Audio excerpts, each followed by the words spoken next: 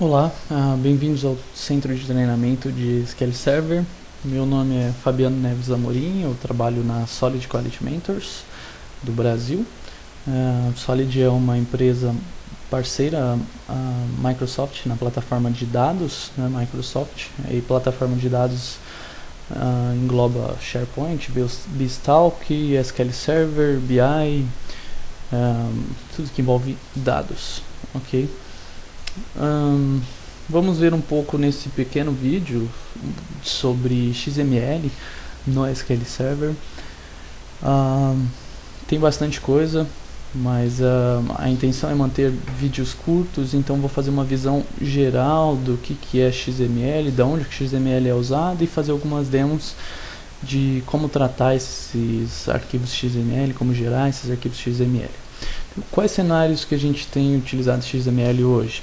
Integração de dados, okay, entre aplicações. É muito mais fácil organizar os dados para fazer uma integração num arquivo XML do que num arquivo TXT.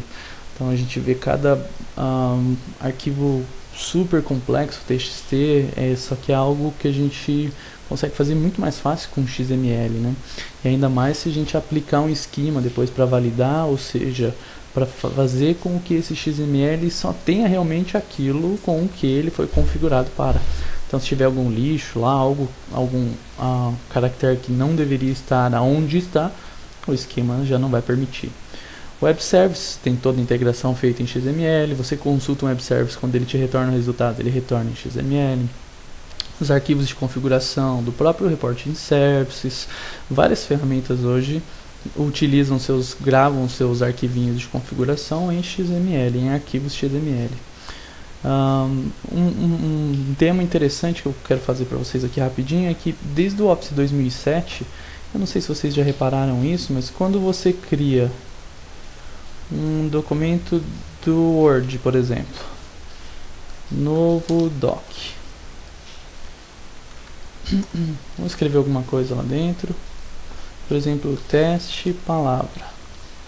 Vou salvar esse documento e aí vamos fazer o seguinte, eu vou renomear esse documento aqui para zip, vou descompactar os dados desse documento. Opa, quer dizer que é assim que funciona, Fabiano? Tá vendo o que tem aqui dentro?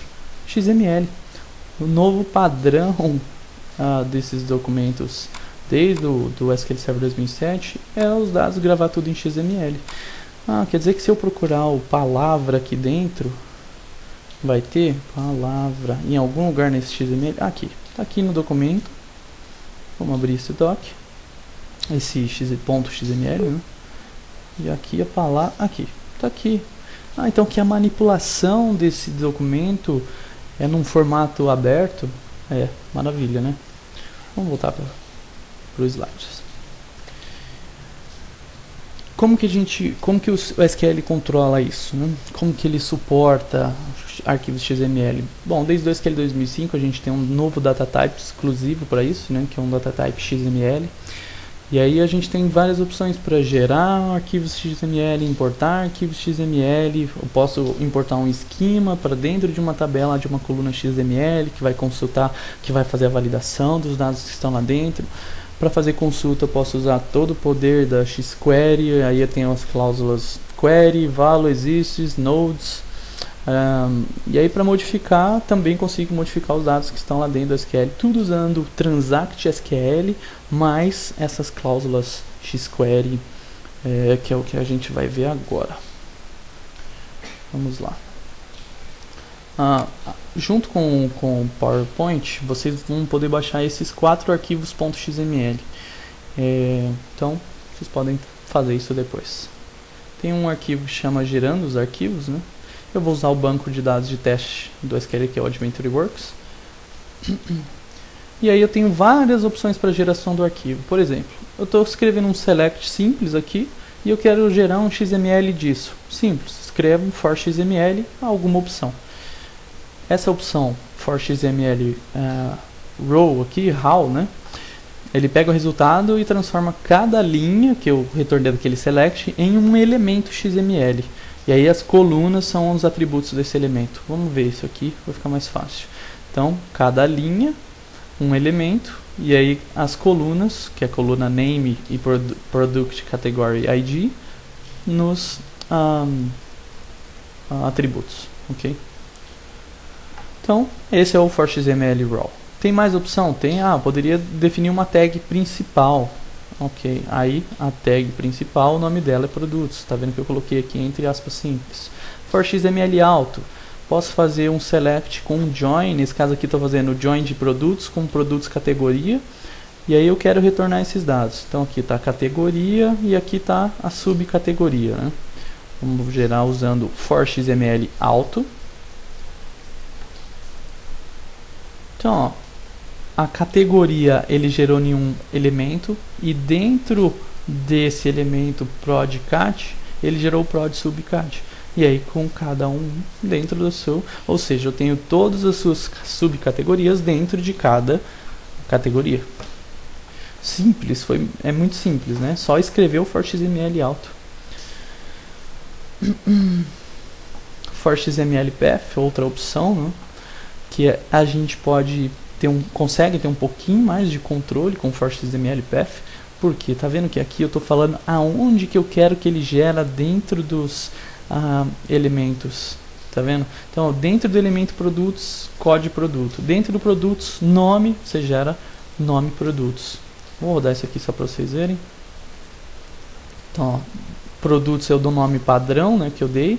Então dentro de produtos eu não falei que era para gerar o nome, então chamado de nome produto. Tá? Então, gerei a tabela de produto no XML no formato que eu defini. Um uso bem comum do for XML path também é para esse problema típico aqui, né? Eu estou dando um select na tabela de produtos e aqui eu também estou dando um subselect, né? Tem uma subquery aqui para retornar todos os produtos, porque não tem where, não tem nada aqui, né? Então esse select aqui retorna vários produtos, né? Retorna os 504. O SQL não deixa, né? Escrever uma consulta desse tipo. Uma subquery só pode retornar um valor. Se eu escrever aqui um for XML path, a gente conseguiria fazer isso, né? Então seria algo mais ou menos assim. O mesmo subquery aqui, só incluindo o for XML path. Que ele retorna para mim isso daqui. É que eu coloquei aqui embaixo também, né? Mas se eu executar só isso aqui, ó, vocês vão ver que aqui, tá vendo? Ele retorna uma coluna com os 10, os top 10 nesse caso, né? Os 10 produtos. Isso aqui é bem utilizado para retornar aqueles delimitado por ponto e vírgula, por aí vai. For XML explicit é bem mais completo e você consegue ter também mais alguns controles de onde e dentro de cada elemento que eu quero que apareça os dados.